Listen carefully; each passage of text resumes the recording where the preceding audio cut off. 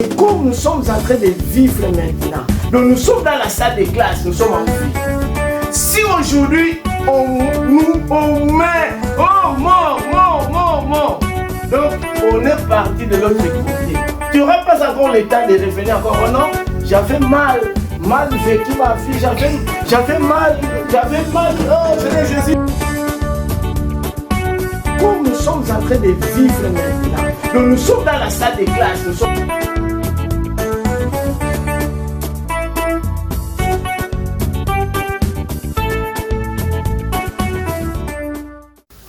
Nous qui avons fait du mal, mais le Seigneur a laissé le ciel. Il est venu pour nous libérer. Et j'avais donné l'exemple de Bartimée, que Jésus-Christ avait ouvert les yeux. Alors ce matin, je voulais parler de quelque chose que parfois tout le monde n'aime pas. Bien aimé, tout le monde, il veut seulement la prospérité, bonheur, gloire, rouler dans de belles voitures, dans de belles maisons. Mais si on parle de la repentance, du péché, du jugement, alors les gens commencent à dire, ah, c'est passé aussi, pourquoi ça? Mais ce sont des choses qui doivent être expliquées.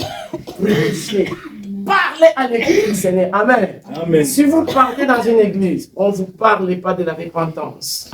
On ne vous parle pas du ciel. On ne vous parle pas des péchés. Non, sautez.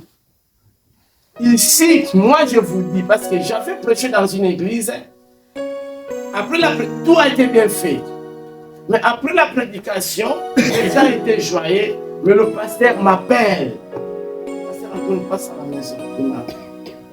Pasteur Antoine, des choses que vous avez prêchées, comme si vous avez parlé. Oh, tu connais les vies des gens, comme si moi, non, les gens sont venus me parler, parce que tu as touché les points là, parce que, oh, mais moi, je connais la vie des personnes, j'ai le numéro de personnes, et j'ai parlé, il y a eu des problèmes.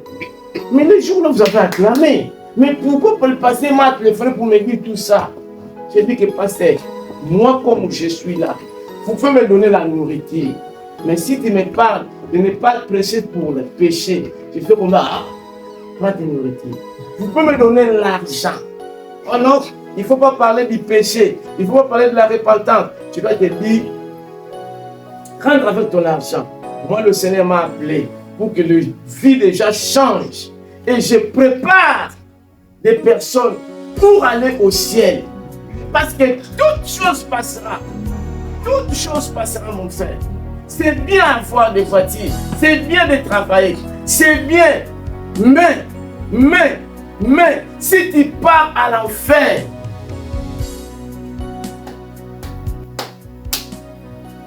c'est fini. Ce matin, je voulais parler. Prépare ton âme. Prépare ton âme. Prépare ton âme pour aller au ciel. Prépare ton âme pour aller au ciel. Le verset que je dois parler se trouve dans Luc 12, 13 à 21. Luc 12, 13 à 21.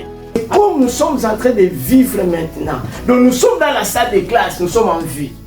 Si aujourd'hui on met, oh mort, donc on est parti de l'autre côté. Tu n'auras pas encore le temps de revenir encore, oh non, j'avais mal vécu ma vie, j'avais mal, oh Seigneur Jésus, je reviens encore en vie. C'est fini.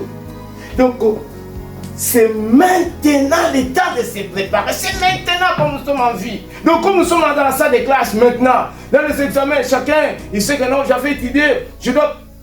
C'est maintenant. Si quelqu'un veut se marier, il se prépare.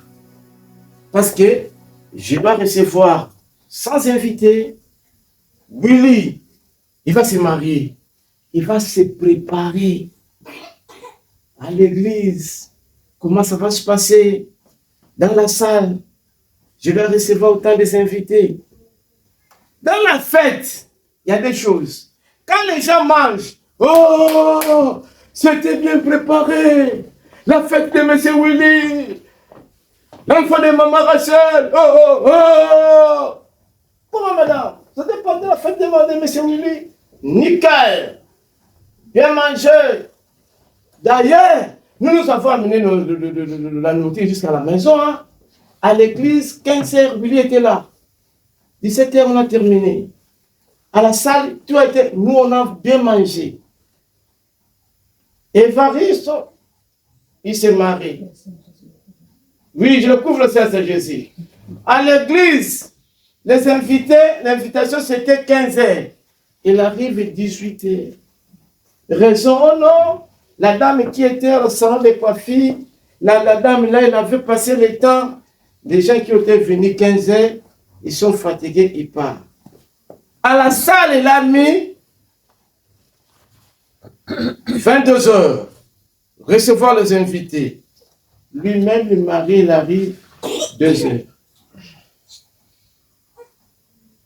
Comment vous êtes parti à faire nul. Fête des Varis. Fréquemment, il se remet de dormir à la maison. Nous étions à l'église jusqu'à 17h. Rien. Nul. Et puis à la salle. Il se remet de revenir encore en fête de Willy. Hein. Et votre là. Nul. Mal préparé. Il faut se marier. Il faut se marier. À l'église. Pas d'organisation, il n'y avait même pas, à la salle, même jusqu'à 24 heures, il n'y avait même pas de place pour se mettre. Il est venu 2 heures. Nous avons passé du temps en vain. Pourquoi? On avait mal préparé. Alors, c'est le temps de se préparer. Quand? Maintenant. Maintenant. La Bible nous dit, un verset qui se trouve dans Amos 4. Avant de commencer notre prédication, Amos 4, 12. Lis-moi ça, s'il vous plaît. La Bible nous dit, prépare-toi, Israël. Amos 4. Ancien Testament, Amos 4, verset 12. Maman, dis-moi ça. Amos 4, verset 12. Je lis au nom de Jésus. C'est pourquoi je te ferai ainsi, Israël. Je te ferai ainsi. Puisque je te ferai ceci. Puisque je te ferai ainsi. Prépare-toi, Israël. Prépare-toi. À rencontrer. Rachel, prépare-toi à rencontrer ton Dieu. 13. Car voici celui qui forme les montagnes. C'est lui qui forme les montagnes, le Dieu tout-puissant. Et qui crée le vent. Qui crée toutes choses. Et qui déclare à l'homme quelle est sa pensée. Qui de l'aurore fait des ténèbres. Et qui marche sur les lieux hauts de la terre. L'Éternel, le Dieu des armées, est son nom. Et son nom. Bien-aimé, prépare-toi à la rencontre de ton Dieu. Je vous ai expliqué ici la préparation. Il faut se préparer quand? Maintenant que nous sommes en vie, maintenant. Parce que tu ne sais pas ce qui peut s'arriver aujourd'hui à 18h. La Bible nous dit, c'est pourquoi je te ferai ainsi. Remplace ton nom. Prépare-toi à la rencontre de ton Dieu. Prépare-toi. Prépare-toi. Maintenant. Prépare-toi à la rencontre de ton Dieu. Prépare-toi. Alors, nous allons recommencer notre prédication de Luc. Luc 12. Je m'excuse d'expliquer un peu le thème que je dois parler ce matin. Bien-aimé, j'ai dit que prépare ton âme aujourd'hui pour aller au ciel. Prépare ton âme aujourd'hui. L'âme, c'est la partie intérieure. L'âme couvre l'intellect, l'intelligence, les émotions, le désir. Bien-aimé, il faut savoir bien préserver ton âme parce que après ta mort, c'est l'âme qui sera jugée. Après ta mort, donc comme nous sommes dans la salle de classe maintenant, on n'a pas encore donné notre papier de feuille au surveillant, à la maîtresse. Maintenant, quand tu sors là-bas, alors maintenant, le jugement, c'est ton âme qui sera jugée. Alors, il faut savoir préserver, protéger ton âme, parce que c'est la partie très importante. L'âme vivra éternellement. L'âme ne mourra pas, ne mourra jamais. Quand aujourd'hui on meurt, c'est le corps qui va être enterré et l'âme, c'est ça qui va être jugé. L'homme a trois parties. Bien aimé, nous avons trois parties. Notre corps, notre esprit et notre âme. Un être humain a trois parties. Alors, l'âme est différente de cœur. L'âme est différente de corps. Avant de définir ça, je veux que vous sachiez très bien, l'âme est différente de cœur et de corps. L'âme, c'est la partie importante de l'être humain. Alors, l'âme, c'est quoi? Je voudrais définir l'âme. L'âme, c'est un nom féminin. L'âme, c'est l'ensemble des faits, des sentiments, d'intelligence et de volonté. L'âme, c'est une substance immatérielle qui serait le principe de la vie mentale, psychique. Donc l'âme, c'est le moi qui parle à nous. Moi. C'est l'âme. Donc c'est être conscient de toi, c'est l'âme. Donc l'âme, c'est la vie consciente, comme on dit, de notre être.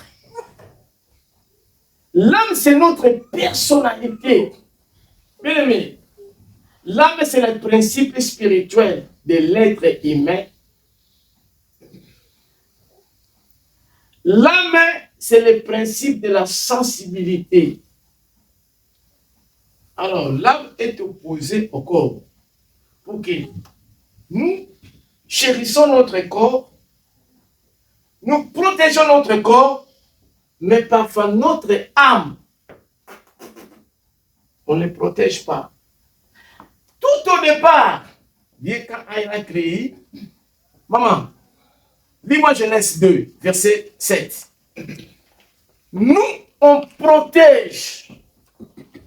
Bien habillé, Papa Antonio, bien habillé extérieurement. Mais mon âme, parfois zéro. Lis-moi Genèse 2, verset 7, s'il vous plaît. Genèse 2, verset 7, je lis au nom de Jésus. L'Éternel Dieu forma l'homme de la poussière de la terre. L'Éternel Dieu forma l'homme de quoi? De la poussière de la terre. Après, il souffla dans ses narines un souffle de vie et l'homme devint un être vivant. Il souffla un homme de vie. Il souffla quoi? Il souffla dans ses narines. Il souffla dans ses narines un souffle de vie. Un souffle de vie. S'il vous plaît, lis comme c'est tout là-bas, s'il vous plaît. Et l'Éternel Dieu... Non, recommence, pardon, recommence.